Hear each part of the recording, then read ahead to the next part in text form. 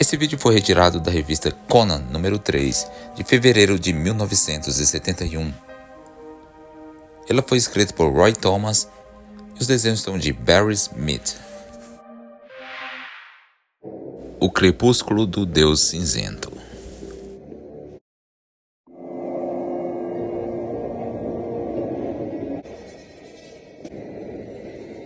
É noite na Hiperbórea, outrora o maior dos reinos iborianos, hoje reduzido a uma rude e indômita nação mergulhada em selvageria e barbarismo. Das trevas que se afossam nas montanhas ao redor, uma voz ecoa, e ao perceber o som sepulcral, Conan reage o rosnado de um lobo aquado. De repente, porém, o silêncio impera novamente sob o céu estrelado, e Conan descobre a presença de um misterioso gigante em uma colina próxima. Ele se apresenta como Nércio, um mísero caçador de escravos foragidos. Ele diz que é uma guerra na fronteira, mancebo. As lanças da Hiperbórea estão prestes a se erguer contra as espadas de Britúnia. Conan chega a gritar de assombro quando uma repentina e violenta ventania resolve as nuvens muito acima, e de suas entranhas surgem 12 formas vivas. Como se estivesse imerso em um pesadelo, ele contempla uma dúzia de corcéis alados, montados por mulheres de cabelos dourados, trajando vestes prateadas que tremulam ao vento, enquanto seus olhos gélidos fitam alguma paragem inescrutável para o bárbaro. Elas são as coletoras de finados, tal qual uma colheita aproxima-se estação da ceifa de monarcas de comandantes. Todo ser vivo tem seu momento fatídico. Até mesmo os deuses devem perecer. Você mal compreende o que acabou de ver. Contudo, em breve seus olhos testemunharão a morte de reis e de entes muito superiores aos reis. Noite profunda se precipita sobre a Hiperbórea. Enquanto dispara colina abaixo, Conan lança em breve e derradeiro olhar para sua retaguarda e ainda vislumbra a misteriosa figura com a capa tremulando ao vento, sobreposta ao céu nebuloso. Ainda mais atemorizado, o cimério tem a impressão de que o já corpulento homem se transformou em um colosso, que sua agora descomunal silhueta alcança as próprias nuvens, e o gigante se tornou cinzento, como se ostentasse repentinamente uma idade ancestral. Na manhã seguinte, quando os ventos estivais não varrem mais a terra, um cavalheiro solitário percorre a planície, em seu turno silêncio. Conan aborda o cavaleiro brituniano e pergunta se realmente vai ter guerra. Ele responde que sim. O cavaleiro pergunta como Conan chegou ali. Nem um pouco, brituniano. Depois de um tormento recente envolvendo certos macacos, eu tentava regressar à minha aldeia quando fui emboscado por mercadores de escravos hiperbóreos. Eles me levaram ao seu reino, onde um chacal de cabelos dourados fazia questão de exibir sua destreza com chicote. Certa noite, porém, um guarda estava desatento. Eu fugi. Uma vez que a fronteira com a Britúnia era mais próxima, corri para cá, acalentando a esperança de me deparar com aquele cão louro ao longo do caminho. Uma mulher interrompe a conversa dos dois. Ela é Evan, a mulher do cavaleiro. Ela implora para que os dois fujam e tomem outro rumo, buscar refúgio em alguma floresta esquecida, onde o tempo se arrase ociosamente para sempre. Em outra parte da vasta floresta, um encontro secreto ocorre na metade do trajeto entre os acampamentos militares da Britúnia e da Trata-se de Malaquias, comandante da cavalaria brituniana, que encontra-se secretamente com a esposa do rei Tomar dos Hiperbóreos. Malash concorda em trair Brian, rei da Britúnia. Em seguida, eles partem em direções opostas, o traidor brituniano e a nobre e altiva Cornlanda. E de volta ao acampamento brituniano, Evan tem visão do Deus Cinzento que Conan conheceu anteriormente, mas Danlag está determinado a lutar. Enquanto isso, no extremo oposto da mata verdejante, encontra-se o acampamento dos selvagens hiperbóreos, e no centro dele o pavilhão do furioso rei Tumar.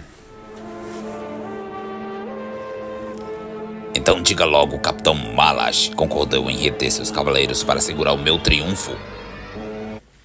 A mulher responde que sim, mas fala baixinho que vai cravar uma adaga no peito dele e tramar para que Malash assuma o trono como rei fantoche.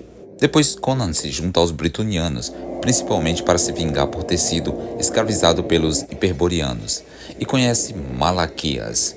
Os dois não se dão bem. Mais tarde, em volta de uma fogueira crepitante: "Você aí, bárbaro. Sou Malash, o capitão da Cavalaria Real. Sua Alteza me mandou fornecer uma arma a você, caso pretenda mesmo lutar pela nossa causa." "Eu não vou lutar por vocês, cara de porco, e sim contra os hiperbóreos, e sempre luto do meu jeito." "Como ousa me insultar, fedelho? Não fosse você um protegido de Danlan, juro que..." "Se quer fazer algo por mim, só tenho um pedido. Parta essa corrente bem aqui, junto ao grilhão." Quando é libertado, Conan diz que já tem a sua arma, suas mãos. O resto da noite é tão cinzento quanto sinistro e austero gigante cujas palavras ainda ecoam nos ouvidos de Conan. Em breve seus olhos testemunharão a morte de reis e de entes muito superiores aos reis. Quando a aurora dissipa a bruma da madrugada, homens mobilizam-se em meio ao retinir das malhas e lâminas. E então, fazendo os últimos ajustes, eles se preparam para a grande batalha. E a ordem é dada por Malash. A exemplo dos Cimérios, o traiçoeiro soberano hiperbóreo é um selvagem que jamais se acomoda na segurança de sua tenda. E assim como um lobo conduz sua matilha, Tumar sempre lidera suas hordas. Por Borre! Os exércitos se enfrentam na manhã seguinte, e Conan se vinga de vários hiperbóreos. É sangrenta a batalha, e pega especialmente um que o chicoteou. Esse ele foi atrás.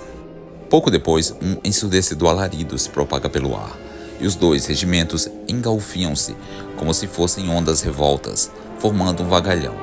Não há nenhum tropel de cavalaria, manobras estratégicas ou chuvas de flechas com pontas de aço. São nada mais do que 40.000 homens travando o combate corpo a corpo, matando e morrendo em um sanguinolento frenesi. Nesse momento, Danlang nem se lembra do funesto presságio de Even, embora sua malha enfeitiçada continue inexpugnável mesmo sendo atingida por incontáveis espadas.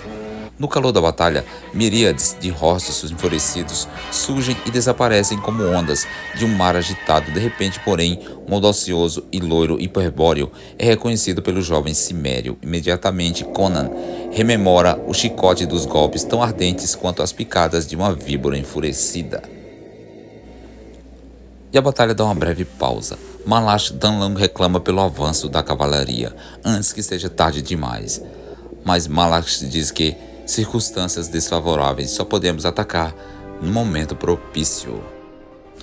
O bárbaro não diz nada, apenas perscruta os olhos furtivos de Malash, talvez até mesmo sua alma, e instintivamente percebe que neles germinam as insidiosas sementes da traição.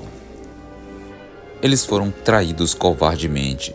No instante em que Danlang tomba sem vida, Conan enlouquece. Sua luta não é mais por vingança pessoal, e sim por uma lembrança, uma recordação de que incute no coração e nos músculos do bárbaro um fulgor ardente, assim como instiga em um exército inteiro a determinação de vencer. Neste momento, como se fossem duas naus à noite em alto mar, eles passam despercebidos um pelo outro, o monarca que determinou milhares a morte e a mulher, para a qual o sol está no poente, mas nunca mais se erguerá. A batalha terminou, e no entanto Malash permanece imóvel na colina. Continua esperando o traidor, só mais um pouco. Você favoreceu os inimigos, então que morra como um deles, diz Conan a Malash. Com uma pantera silenciosa, Conan responde com um salto a uma investida. Logo após, simplesmente se volta na direção oposta e abandona a colina sobre a qual a morte projetou sua tenebrosa sombra. Entremente, duas taças de ódio estão prestes a transbordar no acampamento britoniano. Os reis Brian e Tomar se encontram e matam um ao outro, enquanto o Deus Cinzento observa. Os escolhedores dos mortos voam do céu e levam os mortos honrados, quando Conan percebe que acabou de encontrar o Deus Borre. Quando enfim o sol sucumbe ao oceano de trevas noturnas, uma vasta nebulosa se envolve no firmamento para dar origem a uma sinistra ventania. Subitamente ressurgem aparições que o bárbaro testemunhara dias antes, as coletoras de finados. Porém, mesmo que certas almas hiperbóreas supliquem aos berros, serão ignoradas pelas jovens taciturnas. Em lúgubre silêncio, elas impelem seus alvos corcéis alados rumo ao firmamento, e uma após a outra embrenham-se nas nuvens, pela última vez. Atônito e consternado, o bárbaro de cabelos negros rememora a derradeira profecia de um deus. Em breve seus olhos testemunharão a morte de reis e de entes muito superiores aos reis.